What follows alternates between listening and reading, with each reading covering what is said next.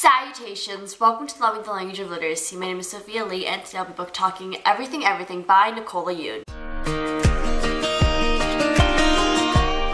This book comes out on the 1st of September and it follows 17-year-old Maddie who is allergic to the world. The only two people she's interacted with in her entire life is her mom and her nurse Carla, and she lives in this completely airtight house so as not to let the germs come in. One day this boy named Olly moves in next door, and because she's watching him out her window like a creeper, she suddenly has this inexplicable desire to meet him, to talk to him, and just explore the world. Which seems really weird to me considering that in 17 years she has never wanted to go outside and experience things for herself. My awesome friend Nath from Codes and Rights picked this up for me at BookCon, and this book will be receiving a ton of pre-publication buzz just because, like her, almost everyone who went to BookCon got a copy for themselves. This has a 4.23 Goodreads rating, but I would advise if you're thinking about reading this to definitely borrow it from the library because I personally don't think it's worth it to get a physical copy. The plot was justifiably predictable, and when I say that I mean, let's say that everything in the story was changed besides what's already presented in the synopsis. The direction that someone could go in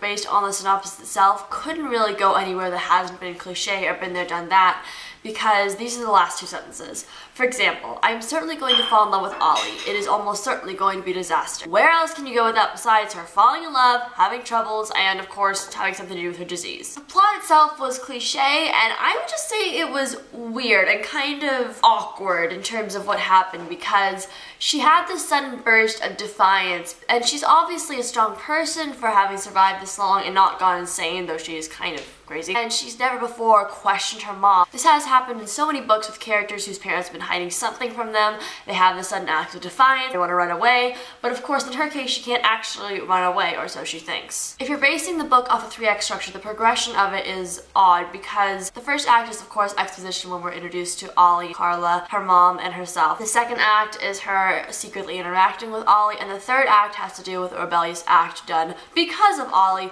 leading to the climax that basically everyone predicted by page 5. My positive comment for Everything Everything was that it was extremely fast-paced, and this is a multimedia book. Throughout the books there are doodles done actually by Nicola Yoon's husband, schedules of people next door. The chapters are really short and just segments. There are whole chapters of just chats between Olly and Maddie. There's even this one page where it's this whole black with this white text and then this map of despair. It was really interesting the way that it was done, and that's what made this book not a total failure in my opinion.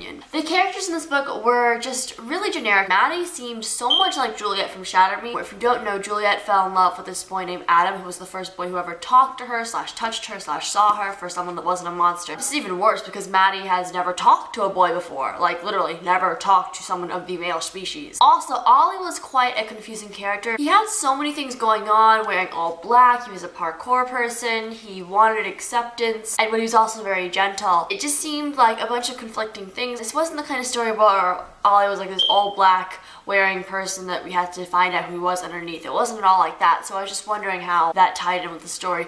And of course, he had a bad home life that Maddie could comfort him on. I think Carla was my favorite character in the entire book because she was really just the nurturing figure. She was someone who believed in Maddie, and she suspected something was up before there was the climax. And I really liked the extra push she gave to Maddie's character because if she wasn't there, then this would just be a flatline story. If you haven't read the book, I advise you to go away now because I will be spoiling the heck out of it for you, though you really can't spoil it if you've read any book similar to this because it's pretty predictable. Goodbye!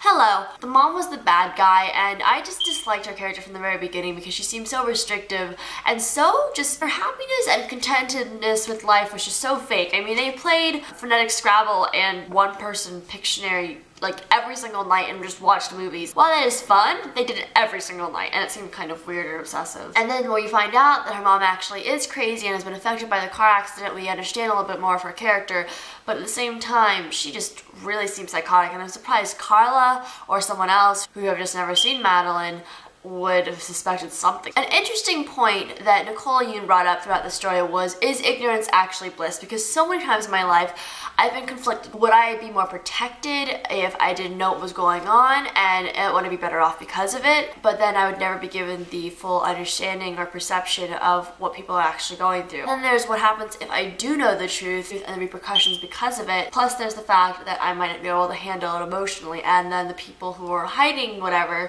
are the ones calling the shots. shots in that case.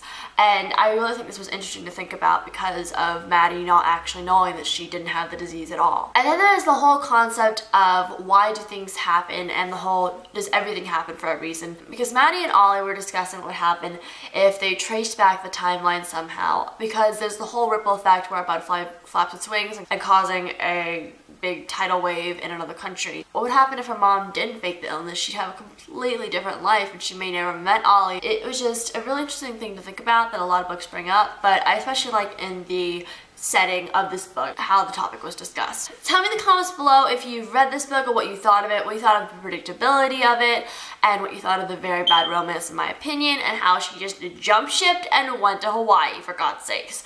Anyways, keep calm, read on, and I'll see you in a video soon. Goodbye!